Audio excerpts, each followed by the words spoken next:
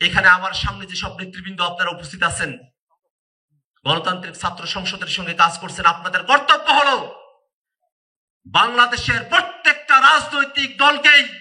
বাংলাদেশের স্বার্থের পক্ষে কাজ করতে বাধ্য করা। 2024-এর অভ্যুত্থানে আমরা নতুন করে বাংলাদেশকে গড়বার একটা স্বপ্ন দেখার সুযোগ পেয়েছি এবং এই নতুন স্বপ্ন বাস্তবায়নের জন্য যারা অক্লান্ত পরিশ্রম করে চলছেন, যারা খুব তরুণ বয়সেই বাংলাদেশের এই নতুন বাস্তবতাকে ধারণ করে রাজনীতিতে অংশগ্রহণ করেছেন, যারা নতুন করে ঝুঁকি নেওয়ার সাহস দেখিয়েছেন, পুরনো রাজনৈতিক বন্দোবস্ত এবং পুরনো রাজনৈতিক দলগুলোর বিভেদের রাজনীতিতে নিজেদেরকে না জড়িয়ে নতুন বাংলাদেশ গড়ার রাজনীতিকে ছাত্রদের মাঝে ব্যক্ত করতে চেয়েছেন,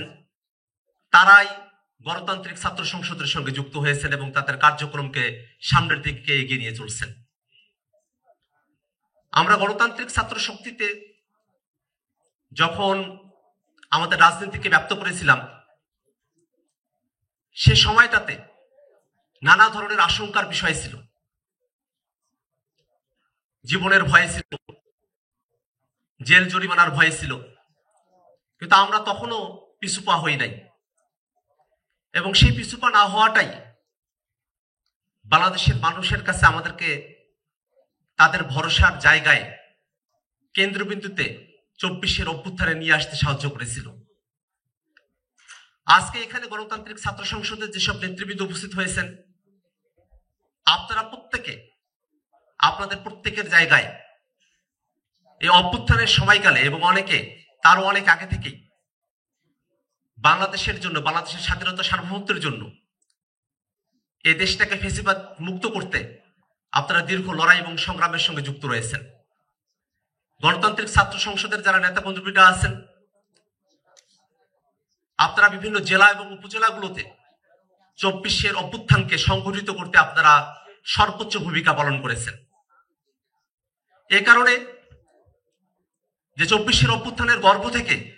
গণতান্ত্রিক ছাত্র সংসদের জন্ম, আমরা তাদের উপরে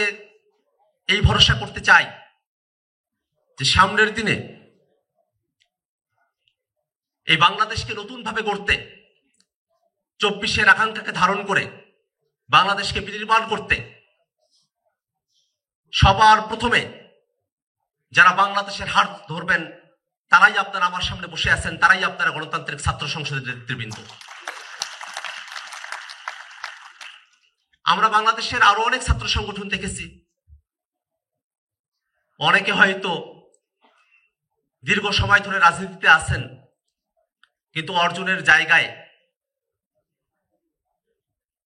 এবং সমালোচনার জায়গাগুলোকে যদি আমরা একখানে দেখি,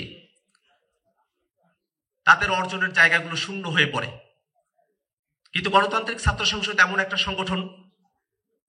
যার নেতৃবৃন্দ, তারা হয়তো 24-এর অভ্যুত্থানে গণতান্ত্রিক ছাত্র সংসদ হিসেবে পরিচিত ছিলেন না, কিন্তু প্রত্যেকটা মানুষ, তারা সকলে নতুন বাংলাদেশের অর্জনকে ধারণ করে এই গণতন্ত্র ছাত্র সংসদের কার্যক্রমকে তারা যুক্ত হয়েছেন। যে সংগঠন এতগুলো মানুষের আত্মত্যাগের বিনিময়ে তৈরি হওয়া, যে সংগঠন এত মানুষের আশা আকাঙ্ক্ষাকে ধারণ করে সামনের দিকে অগ্রসর হচ্ছে, সেই সংগঠনের সারা দেশে নেতাকর্মীরা আপনারা যখন এখানে একত্রিত হয়েছেন, আপনাদের কাছে উদাত্ত আহ্বান রাখি, এই নতুন বাংলাদেশকে গড়তে হলে আমাদেরকে সম্প্রীতির বাংলাদেশ বিনির্মাণ করতে হবে। এখানে আমার সামনে যেসব নেতৃবৃন্দ আপনারা উপস্থিত আছেন, গণতান্ত্রিক ছাত্র সংসদের সঙ্গে কাজ করছেন, আপনাদের কর্তব্য হলো বাংলাদেশের প্রত্যেকটা রাজনৈতিক দলকেই বাংলাদেশের স্বার্থের পক্ষে কাজ করতে বাধ্য করা। এই বাংলাদেশের বিশ্ববিদ্যালয়গুলোতে নানা ধরনের সংকটের মধ্য দিয়ে শিক্ষার্থীদেরকে যেতে হয়। আমরা অতীতে দেখেছি,